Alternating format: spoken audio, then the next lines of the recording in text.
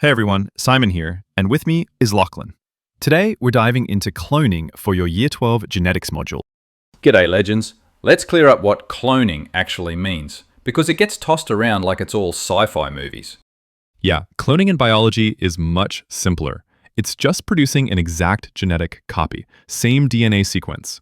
But there are two big concepts you need to keep separate for the HSC: gene cloning and whole organism cloning.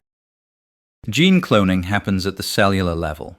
Scientists pick a single gene they're interested in, say the human insulin gene, copy it, and put those copies into another organism, often bacteria. The bacteria then makes stacks of that gene or its product. Whole organism cloning, also called reproductive cloning, is different. That's where you end up with a whole animal or plant that's genetically identical to another one. Dolly the sheep is the classic example. A sheep cloned from an adult cell. So if you got an HSC question asking you to distinguish between gene cloning and whole organism cloning, you'd want to say something like, gene cloning copies a specific gene for use in things like insulin production, while whole organism cloning creates a new organism that's a genetic copy of the original. Nice. And cloning isn't totally new or weird. Selective breeding, which you covered earlier, tries to combine favorable genes by choosing which organisms reproduce. It's kind of trial and error. Cloning is like selective breeding on fast forward. Instead of waiting to see which lambs or calves get the best mix of genes, you copy an individual you already like. So, in agriculture, once you've got an ideal animal or plant, cloning lets you reproduce it quickly. And whole organism cloning is really just a high-tech form of asexual reproduction. In asexual reproduction, one parent makes genetically identical offspring. Think of a strawberry runner or a potato tuber. With reproductive cloning, we use lab techniques, but the end result is similar: offspring that are clones of one parent. Plants are the easiest example. In horticulture, growers take cuttings, a little bit of stem or leaf, and grow a new plant that's genetically identical to the parent. If you've ever rooted a cutting in a jar on the kitchen bench, congrats, you've cloned a plant. On the gene cloning side, insulin is a textbook case. Scientists cut the human insulin gene out of our DNA, insert it into a plasmid, and put that plasmid into bacteria. Those bacteria are basically tiny insulin factories. That's gene cloning used in medicine. And then there's Dolly. She was born in 1996 in Scotland, first mammal cloned from an adult cell. Scientists used a body cell from a 6-year-old sheep's udder. So Dolly was a genetic twin of that adult, not a baby made the usual way. If an exam question said, describe cloning and relate it to asexual reproduction, you'd explain that cloning produces genetically identical copies, often from one parent only, similar to natural asexual reproduction in plants and some animals. Later, we'll get into assess the impact type questions, so thinking about pros, cons, and big issues like genetic diversity and animal welfare. But for now, key idea, cloning can mean copying a gene or copying an entire organism. Same word, different scale. All right, let's zoom in on gene cloning with plasmids.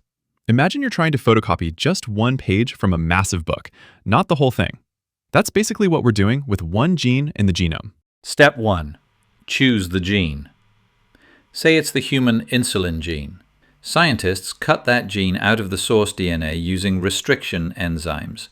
Those are enzymes that act like molecular scissors, cutting DNA at specific sequences. Step 2. Ligation. We paste that gene into a vector, usually a plasmid, which is a small circular piece of bacterial DNA. Ligase enzymes are the glue that joins the gene and plasmid together, making recombinant DNA.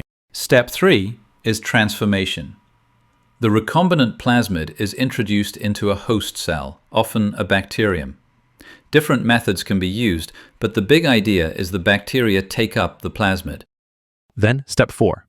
Every time that bacterial cell divides to copy its own DNA, it also copies the plasmid and the inserted gene. Suddenly, you've got a whole population of bacteria making that gene product, like insulin.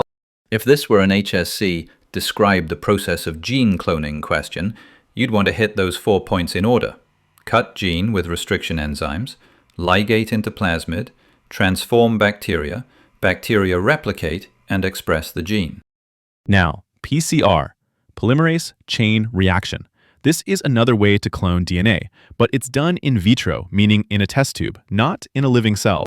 The gear list is pretty short. You need a DNA sample with your target sequence, primers, nucleotides, and Taq polymerase.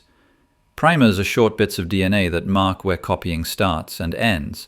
Nucleotides are the A, T, C, G building blocks. Taq polymerase is a heat-tolerant enzyme that builds new DNA strands. All that goes into a tiny PCR tube, which sits in a thermal cycler, basically a machine that rapidly changes temperature. Each cycle has 3 stages. First, denaturing at about 95 degrees.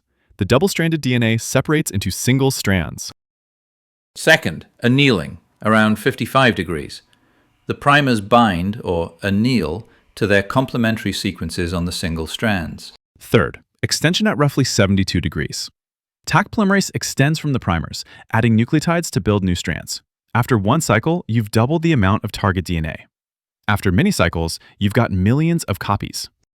So if you had to explain the role of PCR in genetic research, you'd say it amplifies specific DNA sequences quickly, so there's enough DNA for analysis in medical diagnostics or forensic work. Let's assess the effectiveness for a second. Gene cloning with plasmids is excellent for making proteins on a large scale, like insulin. It's relatively cheap once set up, but it can be slow, and you rely on living cells, which adds complexity and potential for contamination.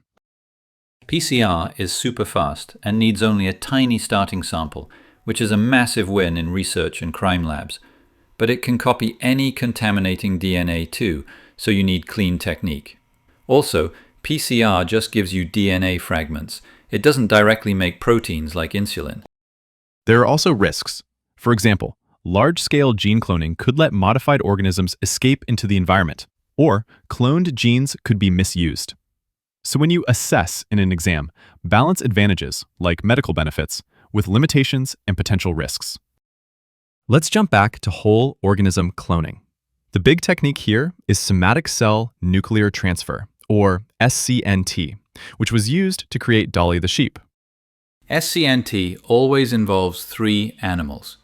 Sheep number 1 donates a somatic cell, in Dolly's case, a mammary gland cell from a 6-year-old ewe. That cell's nucleus has the full set of DNA. Sheep number 2 donates an unfertilized egg cell. Scientists remove the egg's nucleus. That step's called enucleation.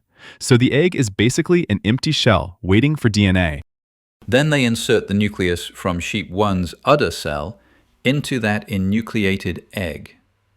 An electric shock is used to make the cell membranes fuse and to trigger division, like a fertilized egg. That embryo divides by mitosis, just like normal early development. When it reaches a certain stage, it's implanted into sheep number 3, the surrogate mother.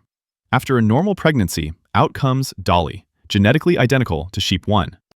If you had to describe SCNT using Dolly as an example, walk it through like that. Nucleus from adult somatic cell. Egg cell with nucleus removed. Fusion by electricity. Embryo implanted into surrogate.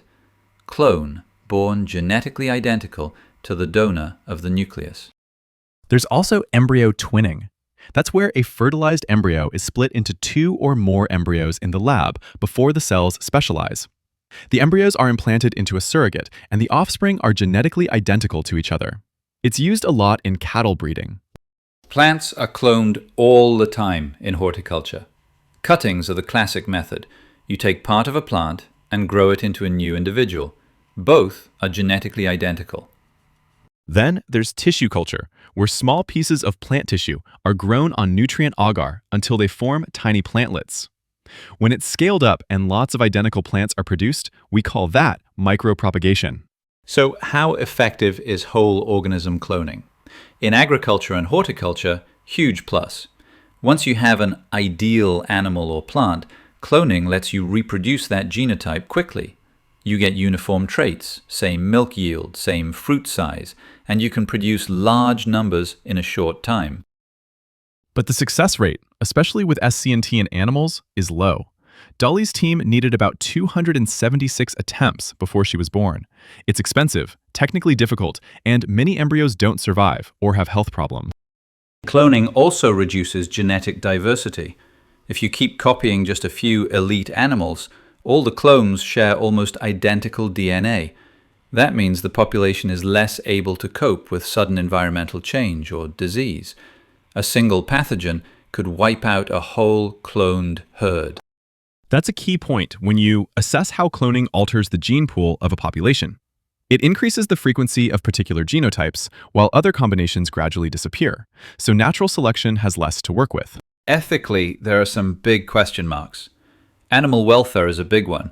There are already concerns about intensive farming, and cloning may increase suffering if many embryos and surrogate mothers are used with low success rates. People also worry about playing God, using the same techniques in humans, or the idea that humans are acting as if they control life completely. Religious and legal concerns get mixed in there too. And we can't ignore unforeseen health issues. Some cloned animals have developed problems later in life, which suggests we don't fully understand the long-term impacts yet. On top of that, reproductive cloning is expensive and not available everywhere, so there's an equity issue. Who gets access to these technologies?